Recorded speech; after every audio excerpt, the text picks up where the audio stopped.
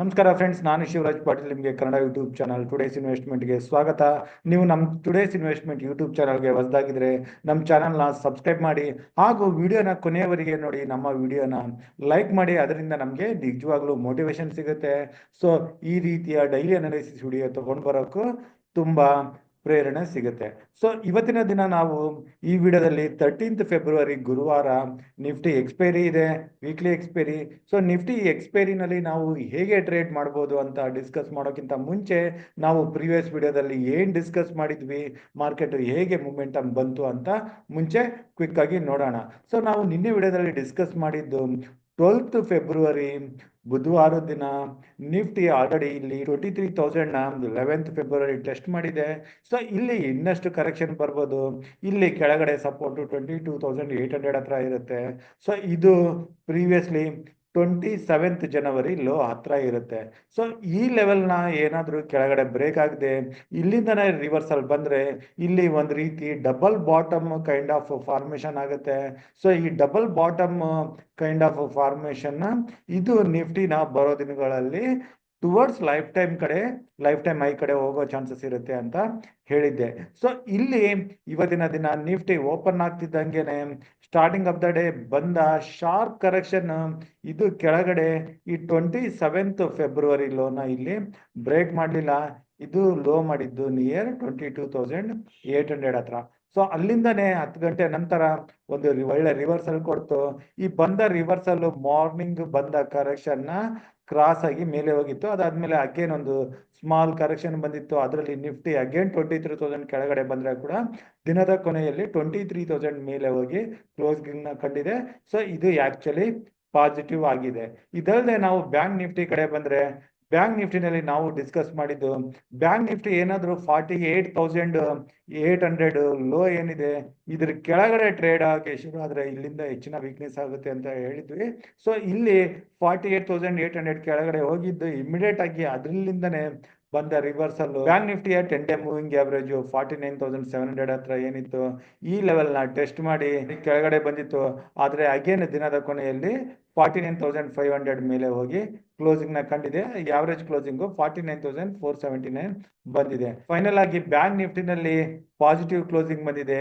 ಆದರೆ Nifty mid cap ನಿಫ್ಟಿನಲ್ಲಿ ನಾವು ಇನ್ನೂ ನೆಗೆಟಿವ್ ಕ್ಲೋಸಿಂಗ್ನ ನೋಡ್ತಾ ಇದ್ದೀವಿ. ಆದರೆ ಓವರ್ ಆಲ್ ಆಗಿ ಮಾರ್ಕೆಟಲ್ಲಿ ಬಂದ ರಿವರ್ಸಲ್ಲು ನನಗೆ ಪರ್ಸನಲ್ ಆಗಿ ಇಲ್ಲಿ ಪಾಸಿಟಿವ್ ಆಗಿ ಕಾಣಿಸ್ತಾ ಇದೆ. ಅದು ಏತಕ್ಕೆ ಅಂತ ಒಂದೊಂದಾಗಿ ನೋಡ್ತಾ ಹೋಗೋಣ. ಮೊದಲನೇದಾಗಿ ನಾವು ಇಂಡಿಯಾ ವಾಲಟಿಲಿಟಿ ಇಂಡೆಕ್ಸ್, ಇಂಡಿಯಾ ವಿಕ್ಸ್ಗೆ ಬರೋಣ. India volatility index, India Vicks ಇವತ್ತಿನ ದಿನ ಸ್ಟಾರ್ಟಿಂಗ್ ಆಫ್ ದ ಡೇ 15 ಮೇಲೆ 15.6 ವರೆಗೆ ಹೋಗಿತ್ತು. ಈಗ 15 ಕೆಳಗಡೆ ಕ್ಲೋಸಿಂಗ್ನ ಕಂಡಿದೆ. ಇದು ಏನಾದರೂ 14.5 ಕೆಳಗಡೆ ಬರೋಕೆ ಶುರು ಆದರೆ ಆಗ ನಾವು ಇಂಡಿಯನ್ ಮಾರ್ಕೆಟಲ್ಲಿ ಒಂದು ಒಳ್ಳೆ ರಿಕವರಿನ ನೋಡೋ ಚಾನ್ಸಸ್ ಇರುತ್ತೆ. ಫಿಯರ್ ಇಂಡೆಕ್ಸ್ ಕಡಿಮೆ ಆಗಿರೋ ಕಾರಣ. ಸೊ ಇದನ್ನ ನಾವು ಟ್ರ್ಯಾಕ್ ಮಾಡಬೇಕಾಗುತ್ತೆ.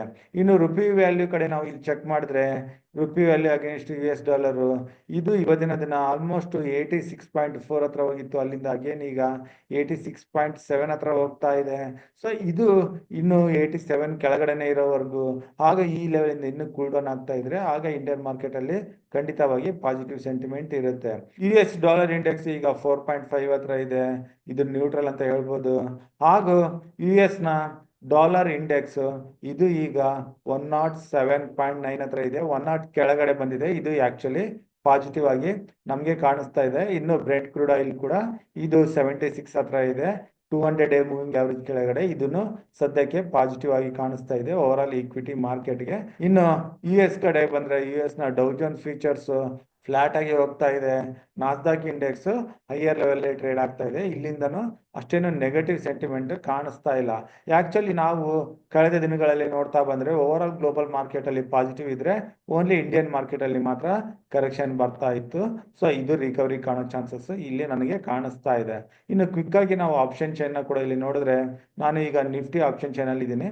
ಸೊ ಇದನ್ನ ಒಂದು ಬಾರಿ ರಿಫ್ರೆಶ್ ಮಾಡಿ ಟೋಟಲ್ ಓಪನ್ ಇಂಟ್ರೆಸ್ಟ್ ನಿಫ್ಟಿನಲ್ಲಿ ಎಷ್ಟು ಬಿಲ್ಟ್ ಆಗಿದೆ ಅಂತ ನೋಡಿದ್ರೆ ಇಲ್ಲಿ 16 lakhs ಪುಟ್ ಸೈಡಲ್ಲಿ ಆದರೆ ಕಾಲ್ ಸೈಡಲ್ಲಿ 25 lakhs ಇದೆ. ಸೊ ಇಲ್ಲಿ ಬೇರಿಶ್ ಆಗಿದೆ, ಆದರೆ ಓವರ್ ಸೋಲ್ಡ್ ಆಗಿದೆ ನಿಫ್ಟಿ. ಇನ್ನು ನಿಫ್ಟಿ 23,000 ಅರ್ಧ ಮನಿ ಸ್ಟ್ರೈಕ್ ಪ್ರೈಸ್ ಅಂದರೆ ಸೈಕಲಾಜಿಕಲ್ ಲೆವೆಲ್ ಸ್ಟ್ರೈಕ್ ಪ್ರೈಸ್ ಹತ್ರ 77,000 ಕಾಲ್ ಲೆಟರ್ಸ್ ಇದ್ರೆ ಪುಟ್ ರೈಟರ್ಸ್ 94,000 ಇದ್ದಾರೆ. ಸೊ ಹೆಚ್ಚಾಗಿದ್ದಾರೆ. ಸೊ 23,000 ಮೇನ್ ಸಪೋರ್ಟ್ ಆಗಿರುತ್ತೆ. ಸೊ ನಿಫ್ಟಿ 23,000 ಮೇಲೆ 23,050 ಮೇಲೆ ಟ್ರೇಡ್ ಆಗ್ತಾ ಮೇಲೆ ಹೋಗಕ್ಕೆ ಶುರು ಆದರೆ 23,050 ಇಂದ ಕೆಳಗಡೆ ಇರೋ ಎಲ್ಲ ಕಾಲ್ ರೇಟರ್ಸ್ ರಿಸ್ಕಲ್ಲಿ ಬರ್ತಾರೆ. ಅವರು ತಮ್ಮ ಪೊಸಿಷನ್ಸ್ಗಳಿಂದ ಹೊರಗೆ ಬರೋಕ್ಕೆ ಶುರು ಆದರೆ ನಾವು ಇಲ್ಲಿ ನೋಡ್ಬೋದು 23,400 ಹತ್ರ ಆಲ್ರೆಡಿ ಇಲ್ಲಿ ಕಾಲ್ ರೇಟರ್ಸ್ ಹೊರಗಡೆ ಬರ್ತಿದ್ದಾರೆ. 23,400 ವರೆಗೆ ನಿಫ್ಟಿ ಟೆಸ್ಟ್ ಮಾಡೋ ಚಾನ್ಸಸ್ ಇದೆ ಅಂತ ಅನ್ಸುತ್ತೆ. ಇದು ಇಲ್ಲದೆ ಇದ್ರೆ ಕೂಡ ಅಟ್ಲೀಸ್ಟ್ 23,300 ನಾವು ನಿಫ್ಟಿನಲ್ಲಿ ನೋಡೋ ಚಾನ್ಸಸ್ ಇರುತ್ತೆ. ಇನ್ನು ಸಪೋರ್ಟ್ 23,000 ಆಗಿದೆ.